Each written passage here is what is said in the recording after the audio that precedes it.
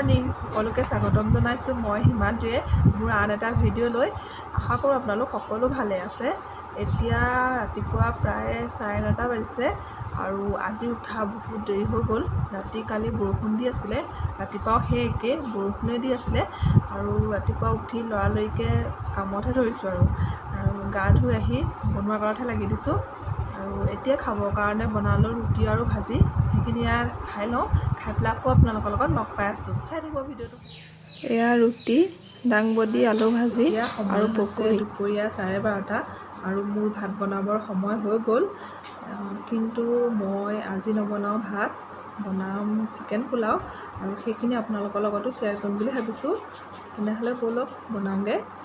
আৰু যদিহে মোৰ ভিডিঅ'বোৰ চাই আপোনালোকৰ ভাল লাগে তেনেহ'লে লাইক, কমেণ্ট, শ্বেয়াৰ আৰু ছাবস্ক্ৰাইব কৰিবলৈ নাপাহৰিব। বনাবৰ কাৰণে মই মাংস লৈছোঁ 0.5 কেজি আৰু এইখিনি মই এতিয়া মেৰিনেট কৰি ল'ম। অলপমান দিম পিঁয়াজ, আদা নহৰু পেষ্ট, অকণমান দিম নেমু,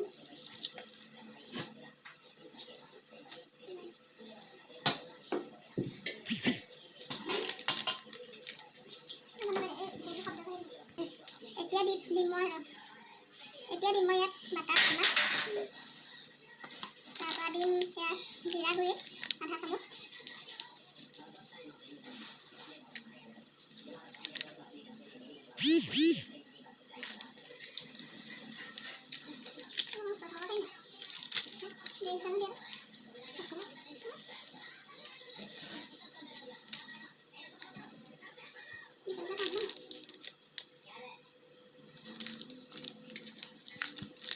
অকণমান দিছোঁ ধনিয়া, অকণমান দিছোঁ লাল মিৰ্চ পাউডাৰ,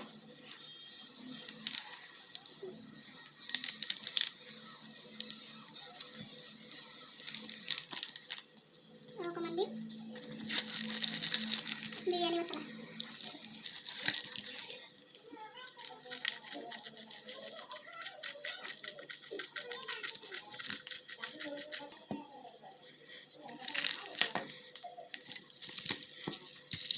এইখিনি এতিয়া মই ভালকৈ মেৰিনেট কৰি লৈছোঁ।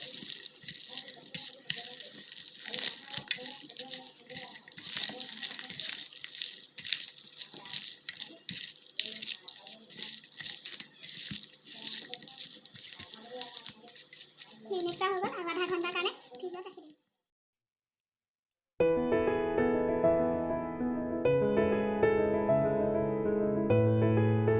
এতিয়া ফ্ৰিজৰ পৰা মাংসখিনি উলিয়াই ল'ম।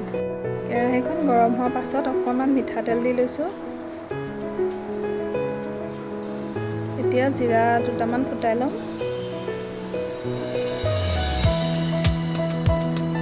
তাৰপৰা মেৰিনেট কৰা মাংসখিনি তেলত লাহেকৈ দি দিছোঁ।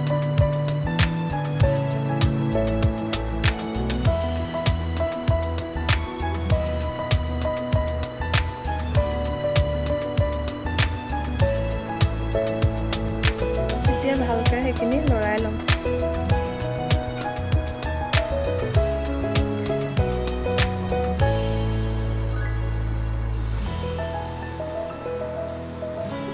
এতিয়া তেজপাত এটা দিছোঁ আৰু এইখিনি এতিয়া ভালদৰে লৰাই ল'ম আৰু সোৱাদ অনুসৰি নিমখ, অকণমান হালধি গুড়ি দি পেলাই ভালকৈ লৰাই লৈছোঁ।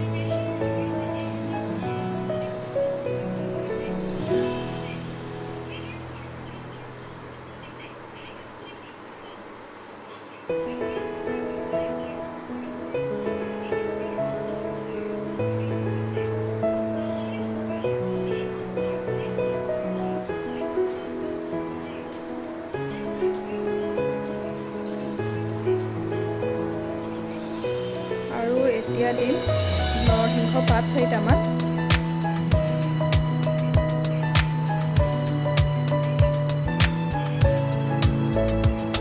নৰসিংহ পাত দিলে তাৰ গোন্ধটো বহুত ভাল লাগে।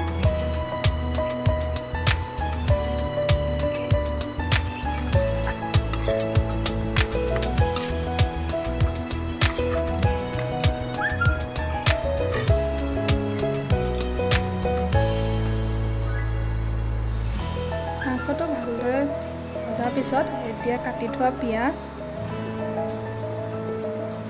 আৰু আদা নহৰু পেষ্টখিনি দি দিম।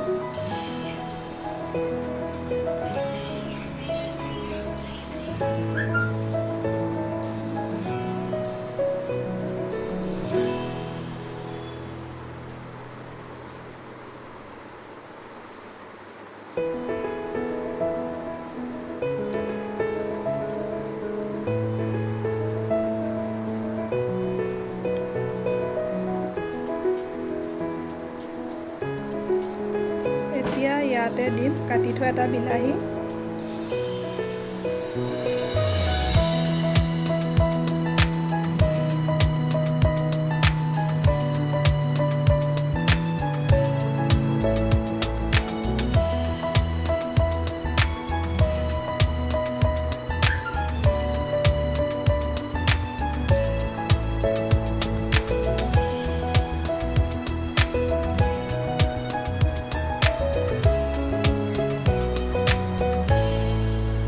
অকণমান সময় ভজাৰ পাছত আলুখিনি ইয়াতে দি দিম।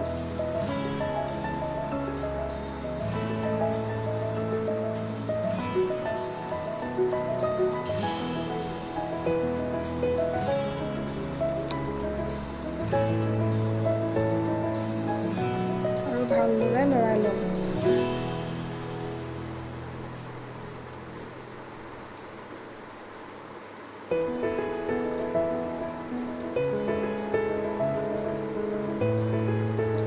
লাহে লাহে মাংসৰ পৰা তেল ওলাইছে।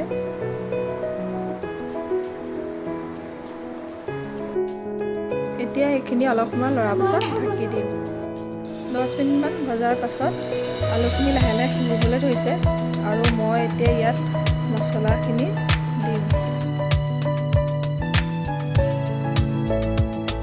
মই মছলাখিনি 5 মিনিটৰ কাৰণে তিয়াই ৰাখিছিলোঁ গৰম পানীত। এতিয়া সেইখিনি ইয়াতে দি দিম।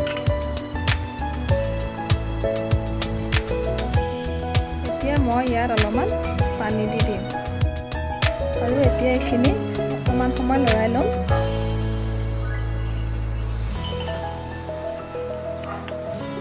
অকণমান সময় উতলিবলৈ দিয়াৰ পাছত মাংসখিনি নমাই দিম। এতিয়া পোলাও বনাবৰ কাৰণে মই দিম এচামুচ ঘিউ,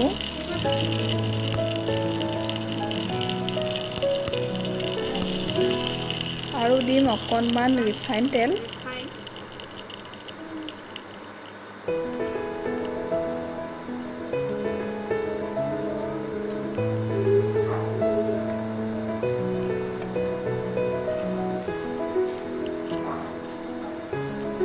তেলখিনি গৰম হোৱাৰ পাছত এতিয়া দিম গোটা জিৰা কেইটামান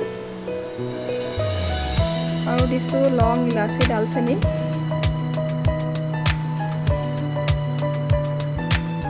এতিয়া দিম কাজু আৰু খিচমিচ।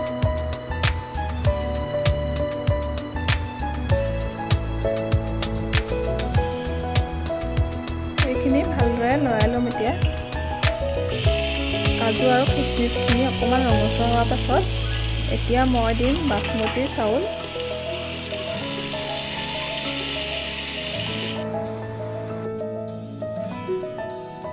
এইখিনি কাজু, খিচমিচ আৰু ঘিউৰ লগত ভালদৰে মিলাই ল'ম।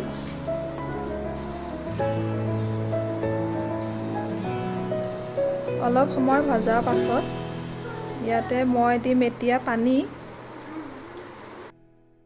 এতিয়া মই কুকাৰৰ ঢাকনাখন লগাই দিম। এতিয়া মই ভেদাইলতা পাত আৰু নৰসিংহ পাতৰ পকৰি বনাম।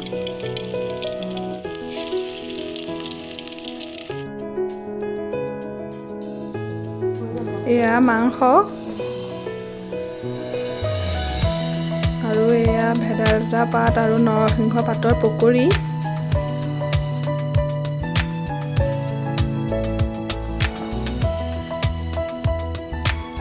আৰু এয়া পোলাও ৰেডি হৈ গ'ল।